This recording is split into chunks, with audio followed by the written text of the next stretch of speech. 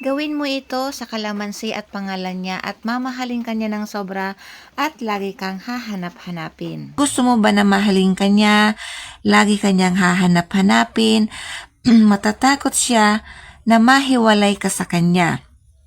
At gagawin niya, sa ritual na po ito, gagawin niya ang lahat para sa iyo at magiging sunod-sunuran siya, malayo o malapit man kayo sa isa't isa ay mamahalin ka niya ng sobra.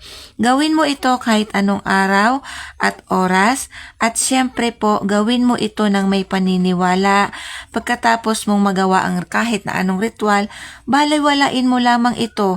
Huwag mong pakaiisipin kung ano man yung ginawa nyo. Magiging mabisa lamang po ang isang ritual na gagawin mo, ritual o gayuma, kung gagawin mo ito na may totoong pagmamahal sa target mo. Huwag mo itong gagawin kung mahina ang paniniwala mo o nadidesperada ka lang o may galit ka sa inyong target.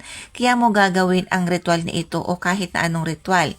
Inuulit ko po, madali mong mapapagana ang ritual kung sasabayan mo ito ng tunay na pagmamahal sa inyong target at wala kang kahit na anong galit.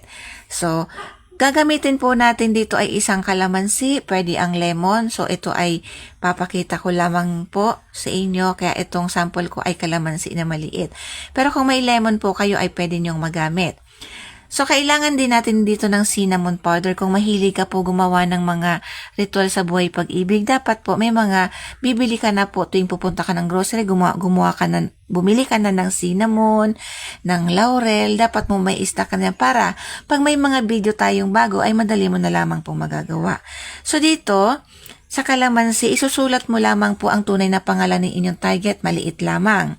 So, halimbawa, ang pangalan ng inyong target ay si Juan Luna, ilalagay mo lamang ito sa gitna ng kalamansi. Diyan. Tapos, lalagyan nyo na po ito ng konting asukal sa gitna. So, konti lamang po na malagyan siya. Pero kung ang gamit nyo po ay lemon na malaki, so malaki din po ang ilalagay mong asukal. Tapos, kumuha ka po ng konting cinnamon powder.